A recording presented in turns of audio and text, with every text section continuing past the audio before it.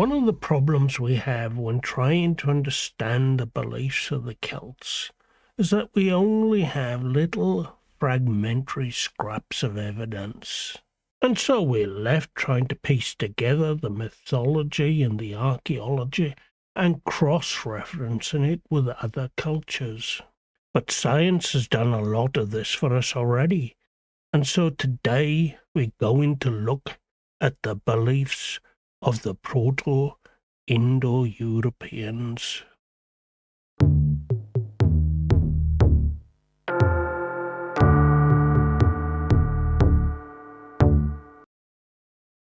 So just exactly who were the Proto-Indo-Europeans? The Proto-Indo-Europeans are thought to be a group of people joined together by a common language and lived within the region of Central Europe.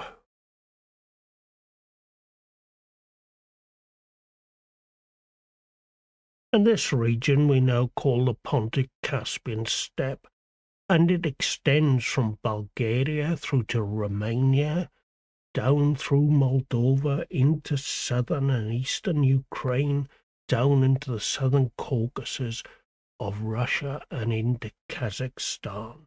Now, the evidence for a Proto-Indo-European culture is limited, but through extensive examination of all the commonalities of these European cultures, we're able to piece together a common culture from which all these European cultures derived. But this is best described in the words of Martin L. West, a noted philologist and scholar of our era, and he says that the Indo-Europeans were a people in the sense of a linguistic community. We should probably think of them as a loose network of clans and tribes inhabiting a coherent territory of a limited size. So the mythology of the Proto-Indo-Europeans has been pieced together through the linguistic and thematic similarities found amongst the various European deities.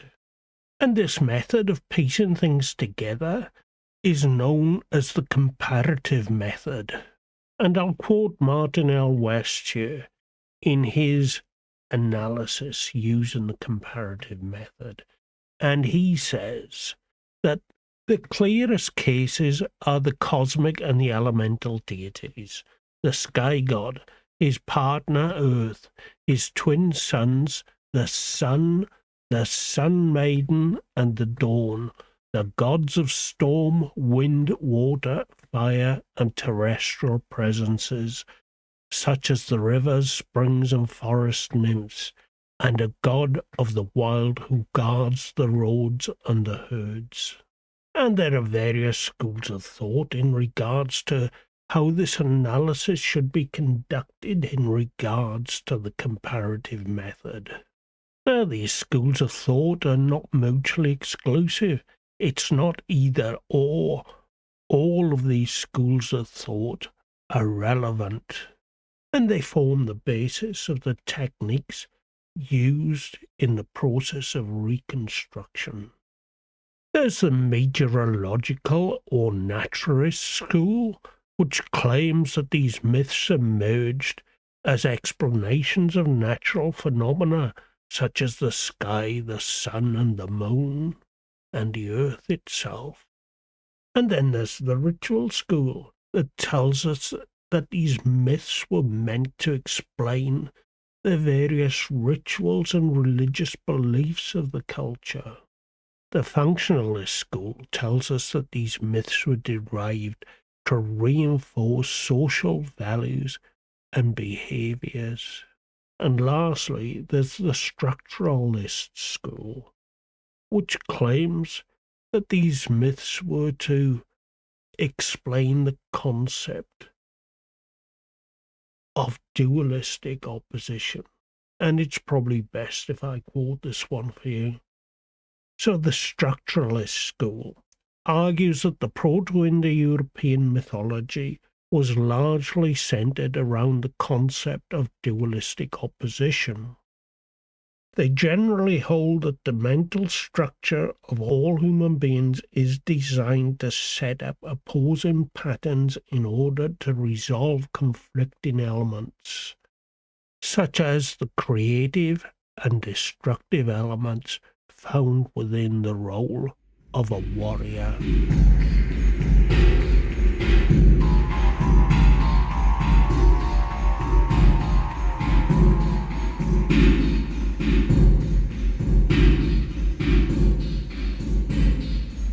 And so, these were the methods used to analyze and reconstruct the Proto-Indo-European mythology.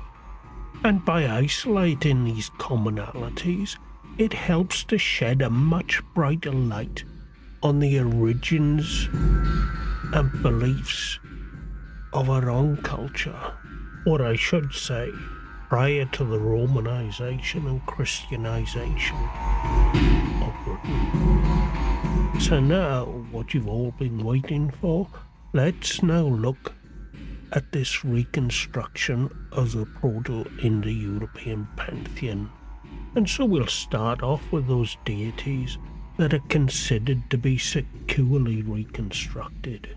And by securely reconstructed, it really means that today's scholarship, has a high degree of certainty.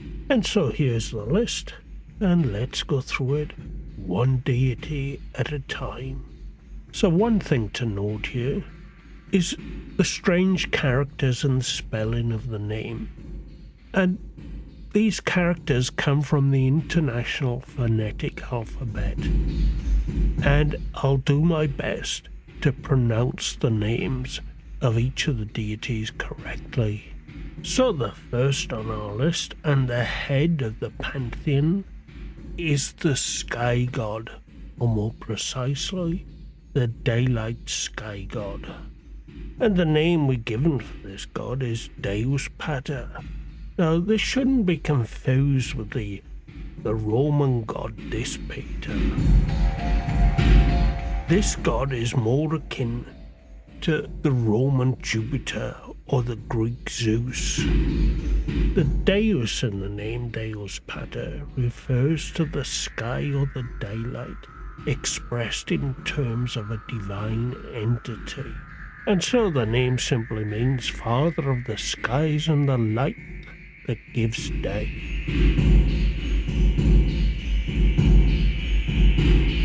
His consort and joint head of the pantheon is Dagon, and she is perceived as the Earth Mother.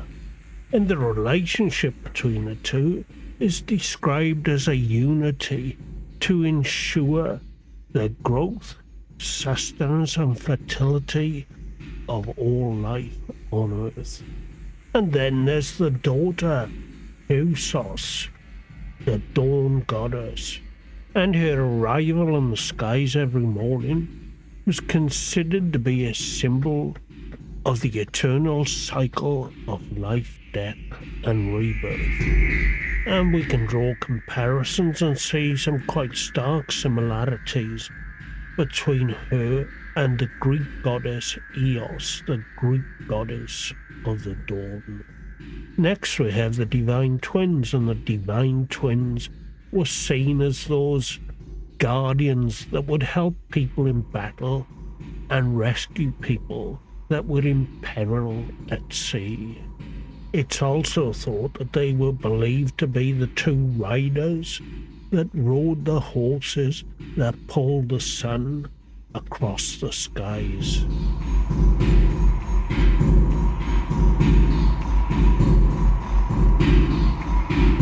The two are generally seen as healers and helpers, but they are differentiated against each other, as one is seen as a strong and aggressive warrior, the other is seen as a healer and protector.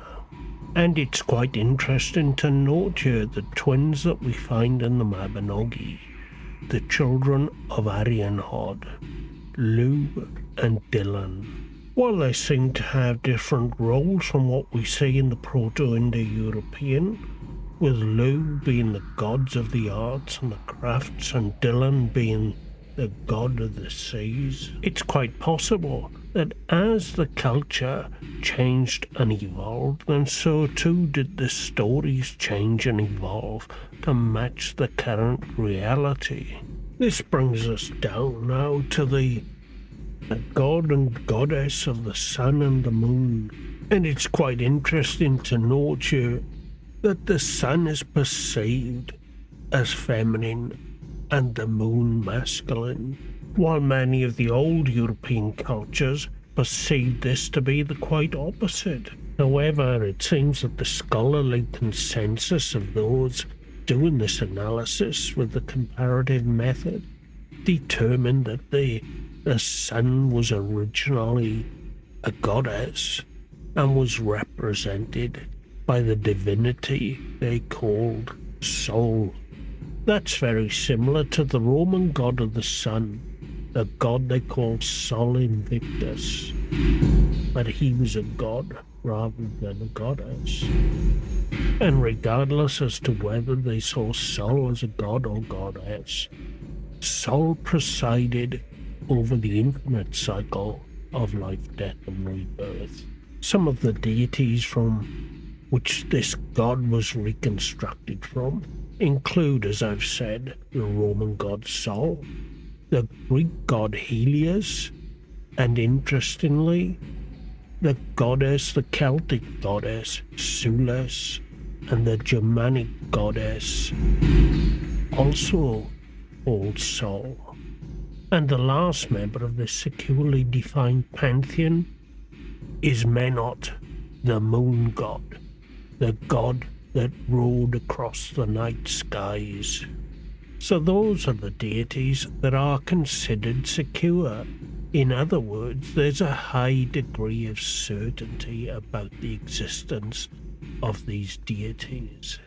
But there were many others that are perhaps less secure and less specific, such as the nature deities and the local spirits, and weather deities such as we have with Perganos and the hammer gods, and perhaps even the Celtic Tyrannus himself. And there were also water deities such as the Vedic god or Vedic goddess even Danu, and the Irish goddess also Danu, and the Welsh version of Danu, the goddess Dawn. And there were protector and pastoral deities, such as we see with the Greek god Pan and the Vedic god Pushan. Then there are the Fates, the triple goddesses that appear right throughout European mythology.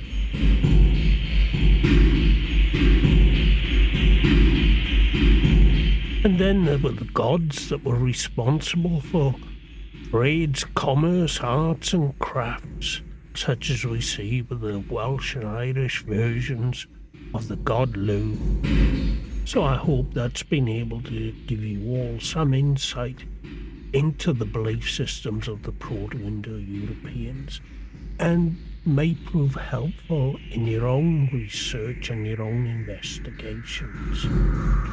And if it has, then give us a thumbs up and subscribe to the channel if you're not already. And with that, I'll see you again in another 2 weeks on the next episode.